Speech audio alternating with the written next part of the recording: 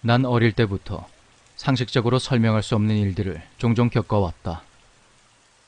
그때마다 어떤 존재로부터 경고 또는 보호를 받으면서 여기까지 온 것 같다.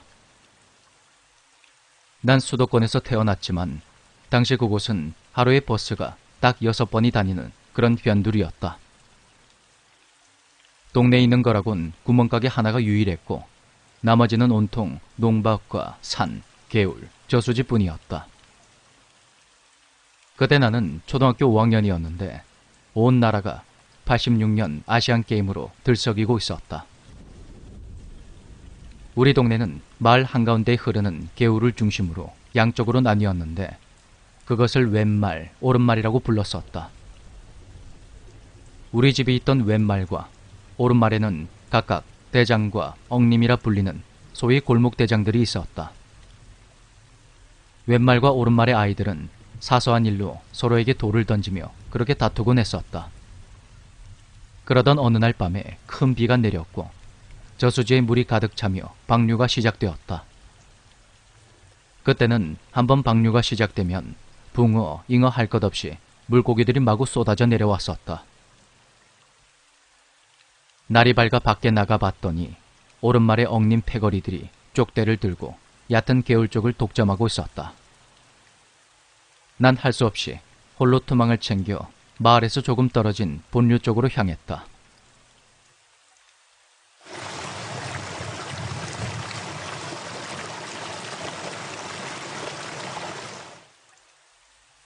오른말 녀석들에게 지고 싶지 않았던 나는 더 큰 물고기를 잡기 위해 무섭게 일렁이는 흙탕물 쪽으로 투망을 계속 던졌다.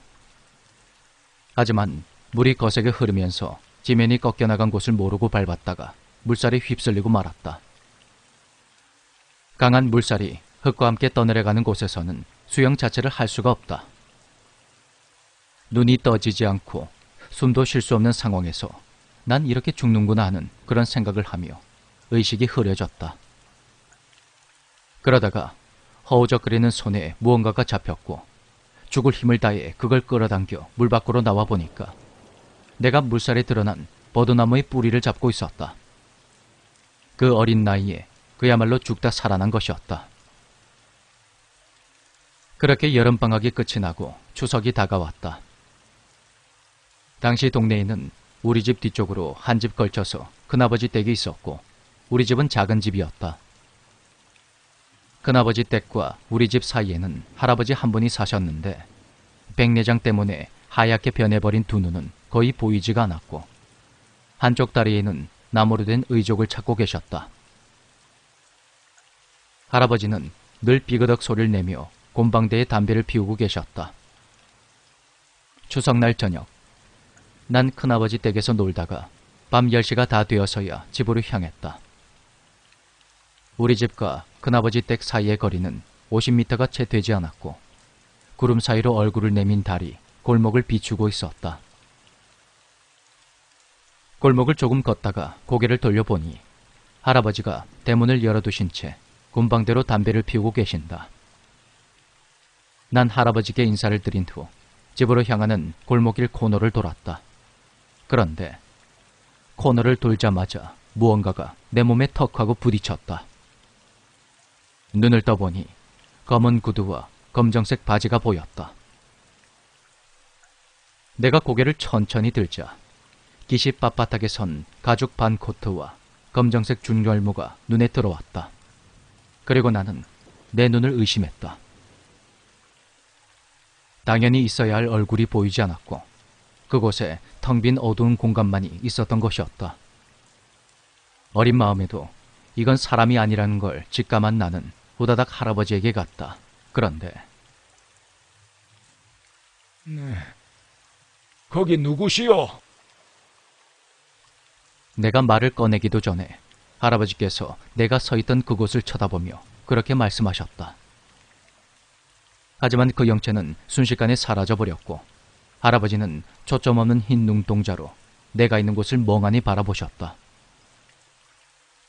그로부터 3일 후 아침에 이장님께서 마이크로 온 마을에 옆집 할아버지가 돌아가셨다는 소식을 알리게 되었다.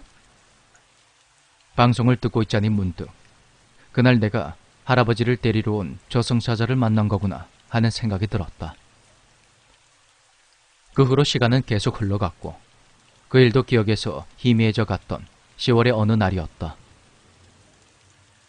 그날 우리 가족은 TV를 보다가 한방에서 잠이 들었다. 그러다 문득 한기가 느껴져 눈을 떠봤더니 내가 마루와 마당 사이에 흙을 쌓아 만든 봉당이란 곳에 누워있는 것이다. 고개를 들어보니 추석 때 마주쳤던 가죽 코트의 사내가 내 동생을 삼태기에 담아서 대문 쪽을 향해 걸어가고 있는 것이다. 난 울며불며 방으로 뛰어들어가서 큰 소리로 부모님을 깨웠다. 하지만 아버지는 긍긍 앓기만 하실 뿐 깨어나지 않으셨고 난 서둘러 방에 불을 켰다. 그런데 놀랍게도 동생이 방에 누워서 곤히 잠을 자고 있는 것이다. 그 사이 아버지는 몸을 겨우 일으키셨고 난 황급히 어머니와 동생을 깨웠다. 방에 연탄가스가 새고 있었던 것이다.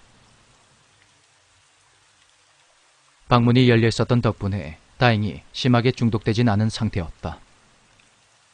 내 이야기를 들으신 아버지는 내가 꿈을 꾸었거나 가스 때문에 본능적으로 방문을 열고 나왔다가 헛것을 본 거라 생각하셨다.